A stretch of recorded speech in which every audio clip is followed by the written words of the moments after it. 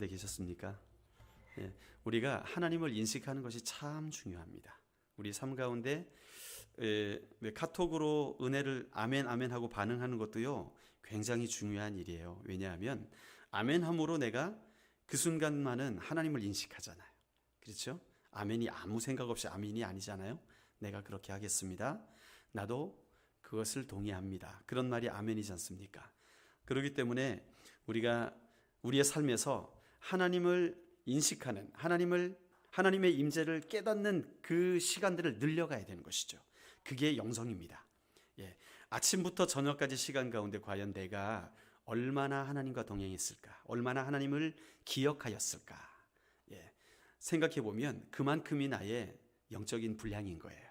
그래서 우리가 이 분량들을 조금씩 늘려가시기를 주의 이름으로 축원합니다. 바울은요 예수님을 알아가는 것이 소원이었습니다. 오늘 본문을 읽어보면 정말 그래요. 최고 행복한 것이 예수님을 아는 것이라고 표현하고 있어요. 예수님을 만난 바울이요 자기가 든든하게 여겼던 모든 것들 있잖아요. 그 성경에서 표현하는 것은 뭡니까?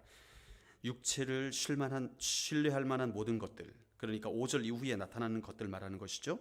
8일 만에 할례를 받은 것, 이거는 유대인으로서 당연히 받는 유대인의 존재를 말하는 것이죠. 그 다음에 이스라엘 족속인 것, 그 중에서도 베냐민 지파인 것, 그 다음에 히브리인 중에 히브리 일인 것, 율법으로도 율법을 가장 철두철미하게 지켜나가는 그 바리새인이었던 것, 그리고 또 열심으로는 세상 사람들이 유대교 이단이라고 하는 그 교회를 열심으로 최전방에 서서 핍박하는 자였던 그 바울, 또 율법의 의로는 흠이 없었던 그런 사람이었죠.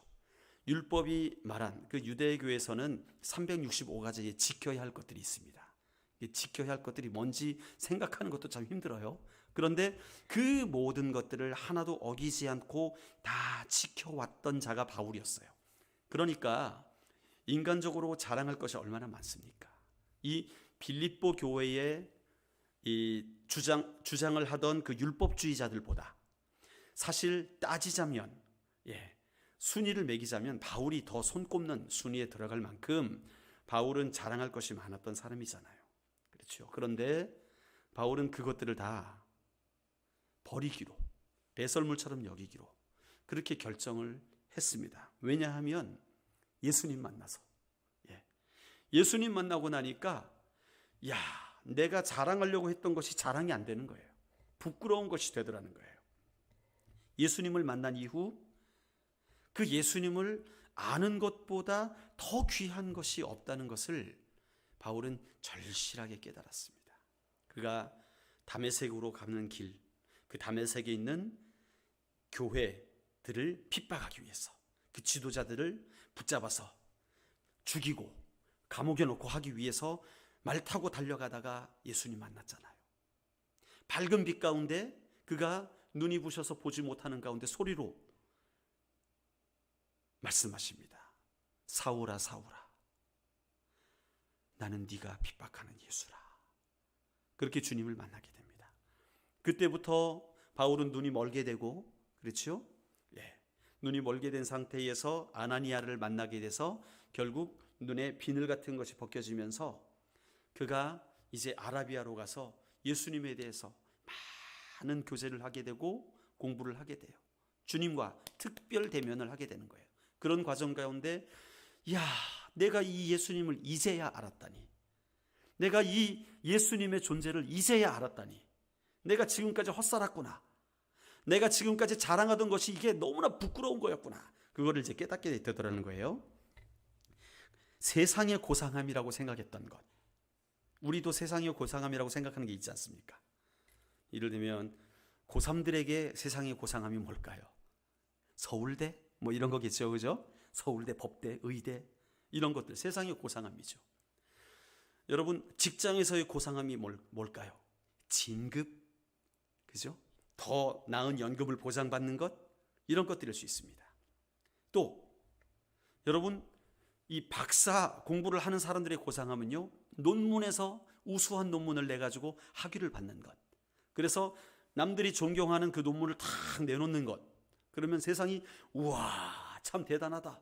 어떻게 모기 뒷다리를 저렇게 잘할 수 있을까? 뭐 이래가지고 그렇죠? 예, 그런 박사 논문을 내는 것. 이런 것이 어떤 세상의 고상함이라고 생각할 수 있어요. 그것을 위해서 사람들이 달려갑니다. 그렇죠? 10년, 20년을 투자해 가면서 달려갑니다. 그것이 이 세상의 사람들이에요. 그것을 이루기 위하여서 모든 것을 헌신하면서 그것을 붙잡기 위하여서 달려가는 거예요. 그런데 바울은요, 예수님 한번 만나고 나니까 그걸 위해 그렇게 달려오던 인생이 너무나 아깝게 생각되는 거예요. 아까운 게 아니라 오히려 그것을 안 가졌으면 좋았을 것을. 그래서 배설물처럼 여겼다 그러잖아요. 세상의 고상함과 그리스도를 선택해라. 그러면 나는 그리스도를 선택할 것이다. 이게 바로 오늘 본문에서 말하고 있는 바울의 말인 것입니다. 8절 하반절부터 보면 내가 그를 위하여 모든 것을 잃어버리고 배설물로 여김은 그리스도를 얻고 그 안에서 발견되려 함이니, 그렇게 말씀하고 있어요. 그러니까 세상의 고상함, 그것은 다 배설물과 같아. 내가 이제 예수 그리스도를 발견하고 그 안에서 내 자신이 거하는 것, 그것이 가장 고상한 것이기 때문에 이전에 내가 추구하던 것은 다 버릴 거야 라고 고백하고 있는 것이죠. 여러분, 이 고백은 정말 쉬운 고백은 아닙니다. 세상에 가치 있는 모든 것들을 버리고 예수님만 따라간다? 결코 쉬운 고백이 아니에요. 쉬운 고백이 아닙니다. 그러나 쉬운 고백이 아니라는 것은 어떤 관점에서냐 하면 세상의 고상함이 얼마나 귀한지를 아는 자들, 예수님을 아직 못 만난 자들은요, 그것이 도저히 할 수 없는 일이에요. 도저히 할 수 없는 일입니다. 그런데 바울은 예수님을 만나고 이제 세상의 것을 버리기로 작정합니다.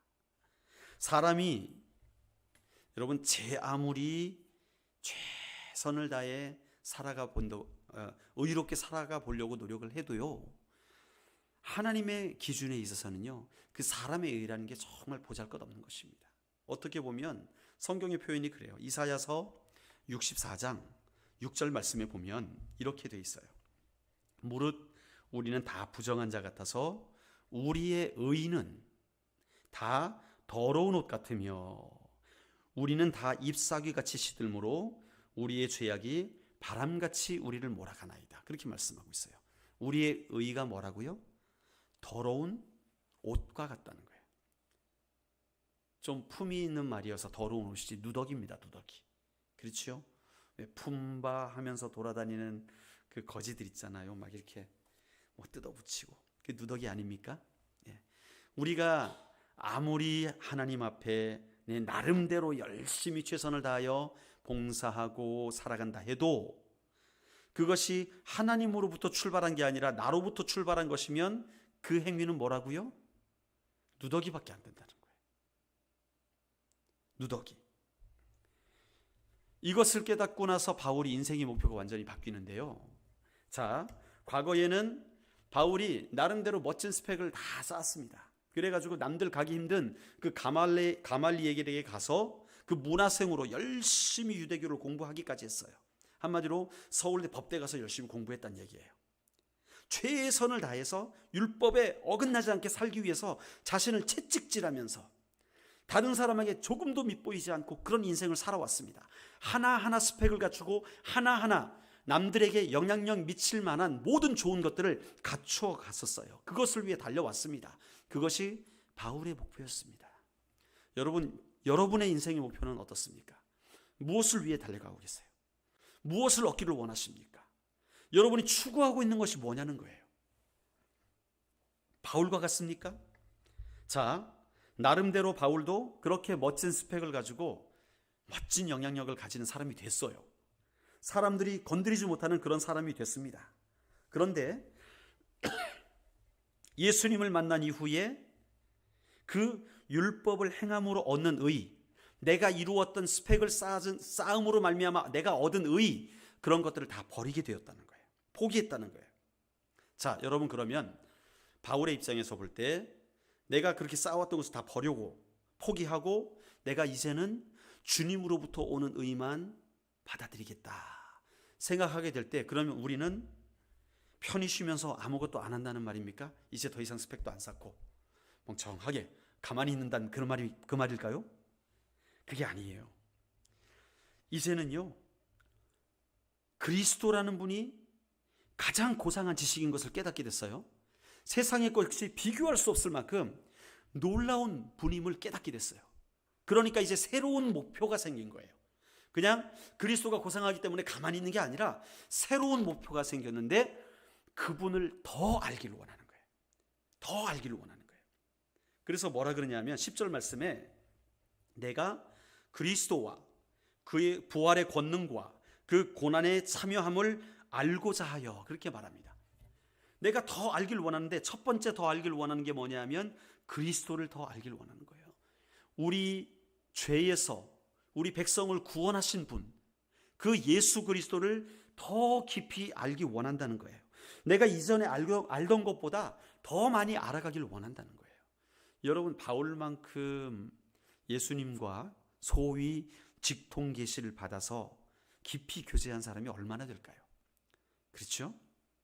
그가 고린도전서에서 고백하는 것처럼 그는 자랑하려고 하면 삼층천까지 왔다 갔다 하면서, 한마디로 말해 천국까지 왔다 갔다 하면서 주님과 교제하던 사람이었어요. 그죠? 내 몸이 내 안에 있었는지 몸 밖에 있었는지 알지 못하지만 어쨌든 환상 가운데였는지 실제로 간 건지 모르겠지만 천국에 왔다 갔다 하면서 하늘의 비밀하고 기이한 것들을 다 깨달았던 사람이었습니다. 그런데 그의 고백이 주님을 더 알고 싶어요. 이전보다 주님을 더 알고 싶다는 거예요. 그것이 인생의 새로운 목표가 되었다는 거예요. 여러분, 예수님을 더 깊이 알아갑시다. 우리는 예수님을 안다고 생각해요. 그렇죠? 예수님 알죠. 저도 말 배우면서부터 예수님 알았으니까요. 어머니 아버지로부터 주일학교에서 교회에서 예수님에 대해서 평생을 들어왔으니까 예수님을 많이 아는 것 같지요. 그러나 우리가 아는 예수님은요, 그분의 존재에 비하면 아무것도 아니라는 거예요. 그분을 알고 또 알아도 그분에게 또 놀라운 것이 계속 나오는 거예요. 그러한 분이 예수님이라는 것을 바울은 발견한 거예요. 그래서 그는 그리스도를 더 알기를 원한다고 고백하고 있어요. 두 번째로 알기 원하는 게 뭐냐 하면 부활의 권능을 알기 원한다 그랬어요. 그렇죠? 10절 말씀에 부활의 권능을 알기를 원한다. 부활의 권능이 뭘까요? 이 말이 재림할 때 예수님께서 요한복음에 말씀하셨듯이 나는 부활이요 생명이니 나를 믿는 자는 죽어도 살겠고 무릇 살아서 나를 믿는 자는 영원히 죽지 아니한다 그랬잖아요. 너희가 이것을 믿느냐? 마르다에게 이야기합니다. 마르다가 뭐라 그랬게요? 믿습니다. 그랬습니다. 그리고 이제 나사로 무덤에 딱 하니까 아니 죽은 지 3일 됐는데 주님 뭐 하는 것입니까? 이미 죽었는데 이러고 있는 게 마르다였어요. 믿습니다 해놓고, 그렇죠? 믿은 겁니까? 말만 믿은 거죠. 말만. 여러분, 이 부활의 권능을 믿는다는 것이요 결코 그리 간단한 문제가 아닙니다. 기독교에서 부활의 신앙을 가지면요 두려울 게 없습니다. 부활의 신앙을 갖는다는 것은요 엄청난 사건인 거예요. 단순히 예수님이 부활하셨지, 그렇게 머리로 아는 것을 말하는 게 아니라 예수님이 우리를 위하여서 십자가에 달려 죽으시고 사망 권세를 이기시고 모든 사단의 권세를 결박하시고 그 부활의 권능을 취하셔서 이제 그 예수 이름의 권세를 우리에게 주셨다? 여러분, 이건 놀라운 사건입니다. 놀라운 사건. 이거는요 우리의 존재가 완전히 획기적으로 바뀌는 사건이에요. 이전엔 어떤 사람이었습니까? 우리가 죄인된 자였지요. 허물과 죄로 죽었던 자였습니다. 그러니까 어떻게 살아가요? 사단이 다스리는 세상 가운데 죄의 법칙에 따라 살아갔죠. 양육 강식의 세계에서. 그렇죠? 그죠? 치열하게 전투해서 열심히 공부해서 나의 실력을 나타내서 살아가는 것, 세상의 고상함입니다. 이 세상의 고상함을 따라 열심히 살아온 자들이 바로 우리였어요. 그런 모습을 허물과 죄로 죽었다고 말하고 있어요. 사단의 자녀로서 살아가고 있다고 성경은 말하고 있는 거예요. 내 뜻대로, 나의 주장대로, 나의 힘을 다하여 살아가는 삶은 결국 죄에 빠져 있는 삶이라는 것이죠. 그런데 부활의 권능을 알아간다, 이건 뭐냐 하면요, 그분의 권능이 나의 권능이 되는 거예요. 사망을 이기시고 부활하신 그 주님께서 사단의 권세를 밟았다 그랬잖아요. 예수님이 이 땅에 오신 이유가 뭐라 그랬어요? 마귀의 일을 멸하려 함이니라. 아멘. 그리고 십자가 위에서 주님께서 돌아가시기 전에 뭐라 그러셨습니까? 다 이루었다. 테텔레스타이, 다 이루었다 그랬어요. 뭘 다 이뤘을까요? 이제 구원의 모든 계획을 다 이루신 거예요. 하나님께서 결정적으로 준비하셨던 그 마지막 가장 귀한 그 구원의 계획을 온전히 이루신 그 순간, 그게 바로 십자가의 사건입니다. 다 이루신 거예요. 그때부터 어떤 일이 일어나느냐? 예수 그리스도의 그 죽으심과 부활하심을 믿는 모든 자들에게 그분의 이름을 사용할 수 있는 권세가 주어지는 거예요. 영접하는 자, 곧 그 이름을 믿는 자들에게는 하나님의 자녀가 되는 권세를 주신다 그랬어요. 하나님의 자녀는요, 우리가 구하면 구하는 대로 응답받는 그 권세가 있는 거예요. 아멘이십니까? 이것이 정말 놀라운 일이에요. 여러분, 이걸 붙들고 살아야 됩니다. 이거 놓치면 안 됩니다. 여기에 모든 것이 다 있습니다. 모든 것이. 이게 바로 기독교의 핵심이에요. 여러분, 부활의 권능을 알기 원한다는 것은요, 결코 간단한 게 아니에요. 우리의 현재 실제 생활 속에서 그리스도의 부활의 권능을 실존적으로 알려고 하는 거예요. 내 삶 가운데 그리스도의 부활의 권능이 나타나는가? 그거를 날마다 더 알아가길 원한다는 거예요. 여러분, 우리도 그러해야 될 줄 믿습니다. 우리의 삶에 그리스도의 권능이 나타나야 되는 거예요. 부활의 권능이 나타나야 되는 거예요. 부활의 권능은요, 죽은 자가 살아나는 역사잖아요. 죽은 자를 살리는 역사가 있다면 여러분, 눈먼 자가 눈이 떠지는 역사가 있는 거예요. 안진뱅이가 일어나는 역사가 있는 거예요. 가난한 자가 부하게 되는 역사가 있는 거예요. 예수님께서 이 땅에 오셔서 하신 모든 일들이 우리의 기도를 통하여, 우리의 믿음을 통하여 동일하게 일어나는 역사가 있게 되더라는 것입니다. 그게 부활의 권능입니다. 할렐루야. 그게 십자가의 능력이에요. 이것을 놓쳐서는 안 됩니다. 이것이 우리의 모든 것이 되어야 돼요. 내가 이 권능을 더 알기를 원합니다. 우리 현실 가운데, 여러분, 이 안다는 말은요, 히브리어로는 야다라고 해요. 야다라는 것은 경험을 통해 알아가는 거예요. 경험을 통해. 그냥 열심히 공부해서 부활의 권능이 있구나. 부활의 권능 1번, 기도하면 응답된다더라. 2번, 우리가 구하는 대로 하나님이 주신다더라. 3번, 이래가지고 우리가 공부해가지고 얻는 지식이 아니라는 거예요. 지금 이 바울이 안다라는 말은 우리가 그 부활의 권능을 날마다 누려가지고 경험치를 쌓아가는 거예요. 아멘? 경험치를 쌓아가는 거예요. 어제 경험했던 하나님, 오늘 경험했던 하나님, 오후에 경험했던 하나님, 이 내가 경험한 하나님이 날마다 경험치가 쌓여가지고 그 부활의 권능을 이제 담대히 누리며 나가는 거예요. 그러니까 이제 기도하는데 두려움이 없는 거예요. 이전에 처음에 기도할 때는, 하나님, 우리 아들이 아파가지고 내가 기도해야 되는데 내가 기도해도 날 수 있을까요? 주여, 그래도 기도하려니까 해보겠습니다. 하나님 감사합니다. 하나님이 원하시거든 낫게 하여 주시면 참 감사하겠네요. 이게 기도합니다. 처음에는 다 그럽니다. 이 믿음이 없잖아요. 그런데 기도했는데 하나님이 일하세요. 그럼 이게 되는 거네. 그러면 기도할 때 조금 뭐가 옵니까? 믿음이 오는 거예요. 그 다음부터는 해보자. 그 다음부터는 좀 담대하게, 하나님 아버지, 우리가 예수 이름의 권능을 사용하기를 원합니다. 주님께서 우리를 치유하신다고 약속하셨습니다. 우리가 그 약속하신 말씀을 믿어 기도합니다. 예수의 이름으로 명하노니 질병아 떠나갈지어다. 아멘이 되는 거예요. 이제 그때부터. 그러니까 질병이 떠나가는 걸 경험하게 돼요. 그러면 그때부터요, 우리의 믿음이 이전과 다른 거예요. 내가 머리로 알 때와 경험할 때와 차원이 다르더라는 것이죠. 아멘이십니까? 우리에게 이 부활의 권능이 살아나야 될 줄로 믿습니다. 오늘 이후로 여러분의 삶 가운데 이 부활의 권능을 알기 위해서 날마다 몸부림치는 그런 기도가 있으시기를 주의 이름으로 축원합니다.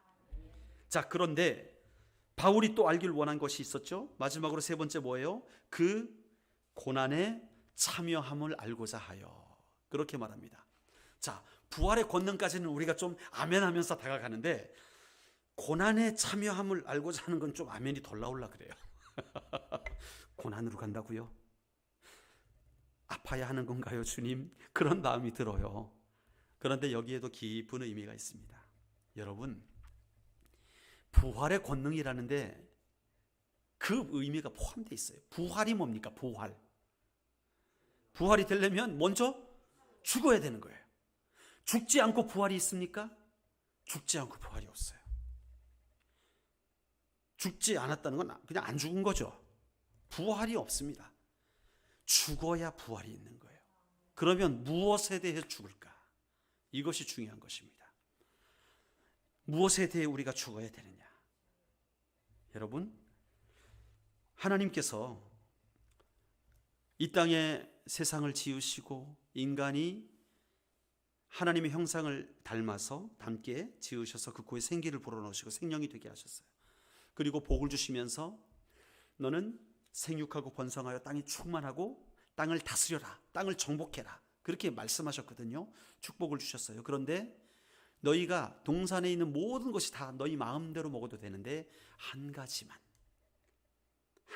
먹지 말아라. 동산 중앙에 있는 선악을 알게 하는 나무, 그 과실만 먹지 말아라 했습니다. 그런데 여러분 우리 스토리를 다 알지 않습니까? 그 하와 할머니 때문에, 그죠? 이 하와 할머니가 그냥 일을 망쳐놨어요. 그 하와 할머니만 아니었으면 우리 인생이 편했을 텐데, 그렇게 생각하시는 분 계십니까? 예. 하와가 결국 따먹고요. 그 다음에 아담에게 주고 아담도 따먹고요. 그들은 결국 에덴에서 쫓겨나게 됩니다. 무엇 때문에? 과일 먹은 죄로 쫓겨났을까요? 아닙니다. 그들이 쫓겨난 것은 하나님의 뜻보다 자기 뜻이 앞서갔기 때문에 쫓겨난 거예요. 하나님께서 땅을 정복하라, 땅을 다스리라 하신 것은 그들이 하나님께 순종하는 삶을 사는 것이 전제가 되는 것이죠. 그런데 그들이 불순종함으로 말미암아 어떻게 됐냐면 그들의 영이 죽었습니다. 영이 죽었다는 말은 하나님과 교제할 수 없는 상태가 됐어요. 스스로 구원받을 수 없는 상태가 되어버린 거예요. 우리 안에 하나님의 생명이 떠나가신 거예요. 그러므로 우리는 육에 속한 자로 살아가는 거예요.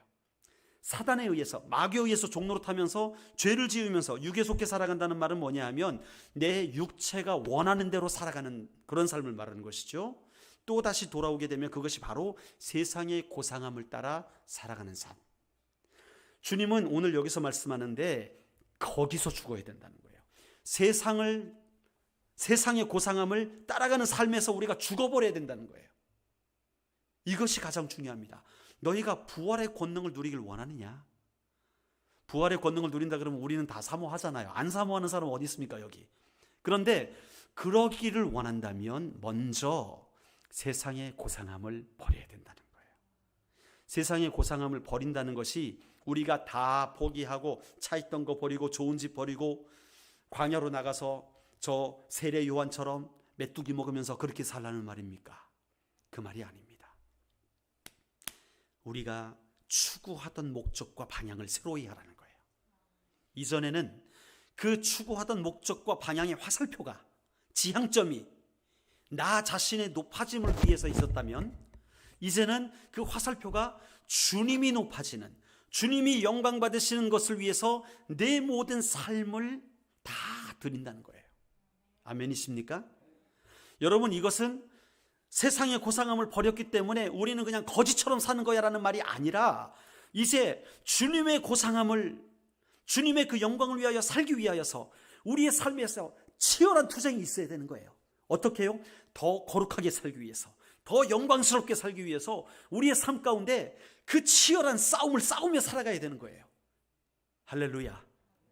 그래서 우리 그리스도인들은요, 고난에 참여하는 것, 고난에 참여한다는 말은 우리가 예수님을 따라가는 삶, 그 십자가를 지고 가는 삶, 그 거룩함 가운데 나가는 삶을 살기 위하여 몸부림치며 전쟁하며 싸워가는 그 삶이라는 것이죠. 다른 말로 말하면 죄와는 피 흘리기까지 싸우는, 죄와 피 흘리기까지 싸우는 바로 그 삶을 말하는 것입니다. 거룩함으로 나아가는 그러한 몸부림을 말하는 것이죠. 바울도 고백해요. 바울도 내가 완전히 거룩해지지 않았어. 나도 아직까지 죄에 의해서 영향을 받아. 그래서 뭐라 그럽니까?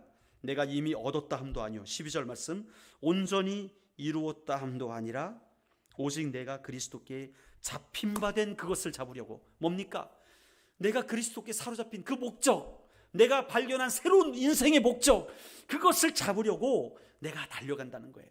이제는 나의 인생의 목표가 다른 것 없어요. 내가 예수님의 영광을 위해, 내가 이제 돈을 버는데 예수님의 영광을 위해 돈을 버는 거예요. 내가 공부를 열심히 하는데 예수님의 영광을 위하여서 공부하는 거예요. 내가 직장을 잡아야 되는데 내가 이제는 그 직장 가운데서 하나님의 영광을 높이기 위해서 직장을 잡는 거예요. 완전히 다른 삶입니다. 완전히 다른 삶. 이것이 바로 그리스도의 고난에 참여하는 삶입니다. 왜 그럴까요? 그렇게 살아가려고 하면 가만히 있지 않는 세력들이 있습니다. 원래 주인이었던 자들, 그렇죠? 원래 우리의 주인이었던 자들이 우리를 가만히 두지 않기 때문에 그래요. 그러니까 그 삶 가운데 이제는 전쟁이 벌어지는 것이죠. 우리의 삶이, 우리가 예수 믿는다고 했지만 우리의 삶의 모습이 그 우리의 적들 사단 마귀와 마치 연합하는 삶을 살았더라면 절대 공격 안 하죠. 아군같이 살아가니까 그들과. 그렇죠? 그런데 우리가 아니다, 내가 예수님의 그 고상함대로 예수님이 걸어가신 그 길을 살아가리라 결단하고 선택하고 정신 똑바로 차리고 달려가는 순간, 그때부터 공격이 들어오는 거예요.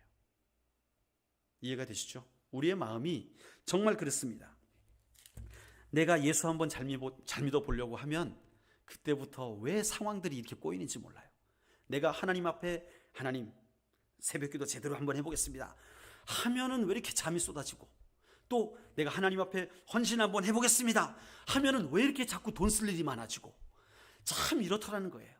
그래가지고 하나님 앞에 정말 바로 살아보려고, 우리가 또 이제 300 프로젝트 있지 않습니까? 성경 한번 읽어보자, 열심히 해보자 하려고 하면 왜 이렇게 바빠지는지, 할 일이 이렇게 많아지는지.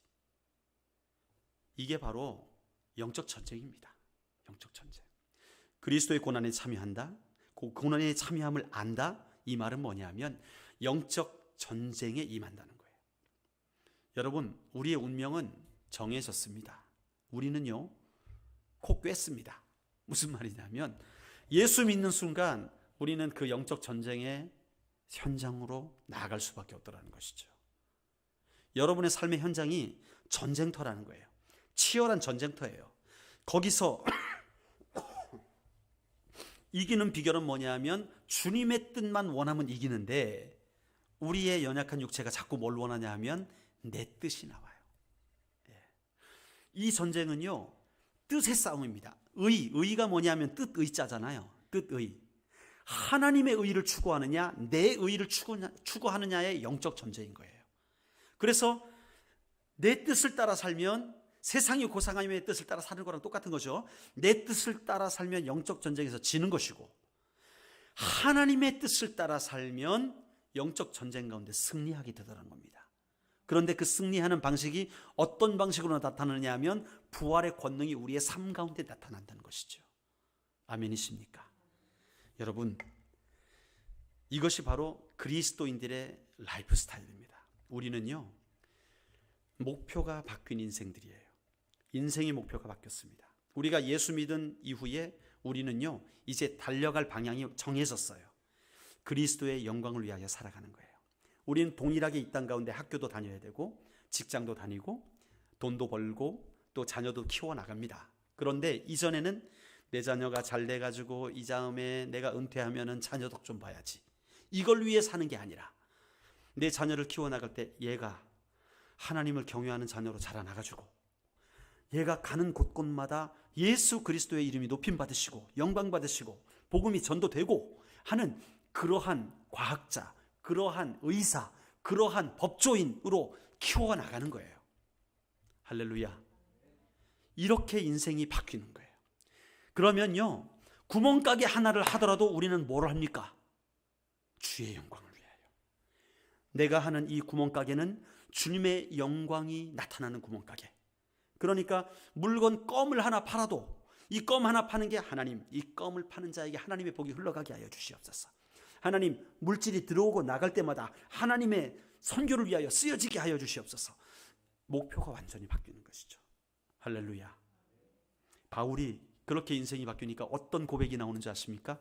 감옥 속에서도 빌립보 교회를 향하여 말합니다. 야, 니들이 나를 불쌍하다고 에바브로 디도도 보내고 헌금도 보내고 하는데 참 고맙다. 고마운데 내가 너희에게 다시 말하는데 기뻐해라. 기뻐하고 또 기뻐해라.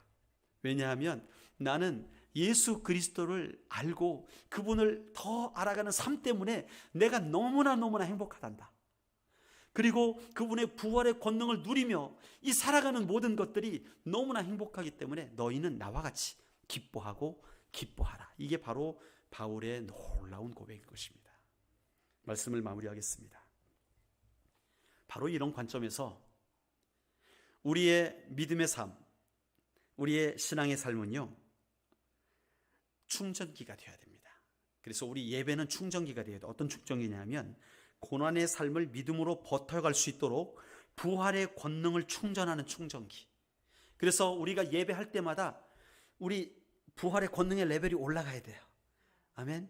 우리의 기도의 수치가 쌓여지고 부활의 그 권능이 우리 삶에 나타날 수 있도록 채워가고 충전하는 충전기가 되어야 될 줄 믿습니다. 완충을 해야 됩니다.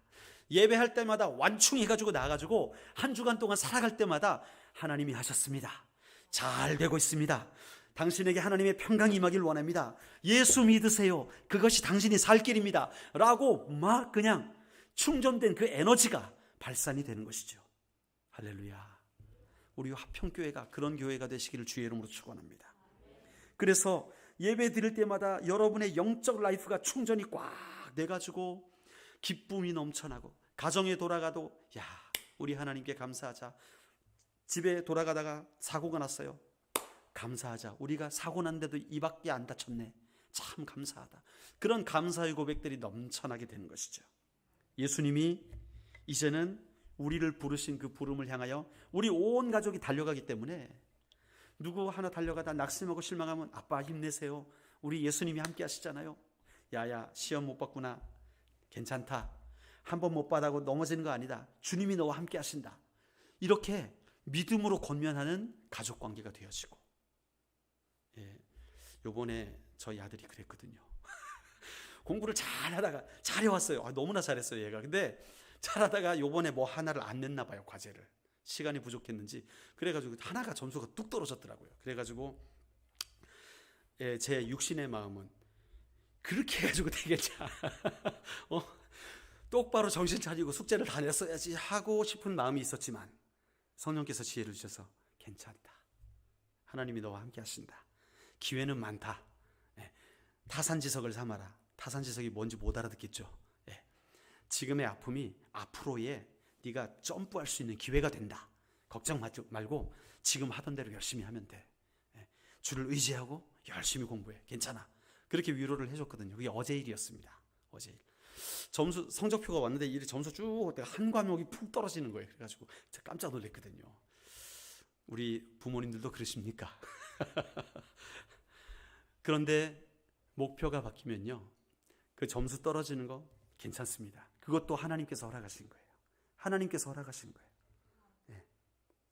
지금 내가 겪는 어려움이 하나님이 허락하셨기 때문에, 하나님이 나에게 어려움을 주셨다면 그것은 부활의 권능이 작동될 수 있는 환경으로 이끄신 거예요. 할렐루야.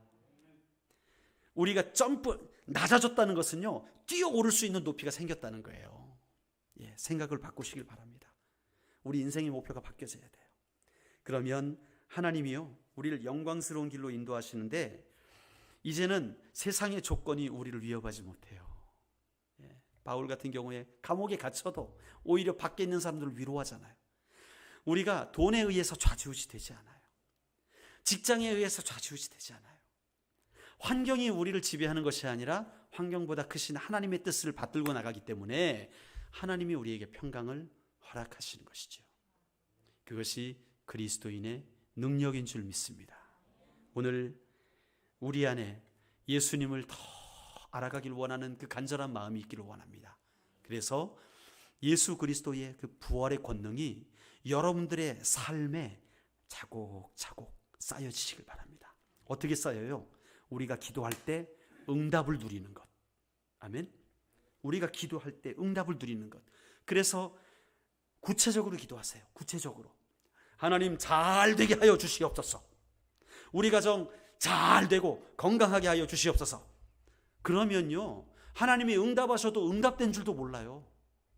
구체적으로 기도하시고, 그 구체적인, 가능하시면 노트에 적는 것도 좋습니다.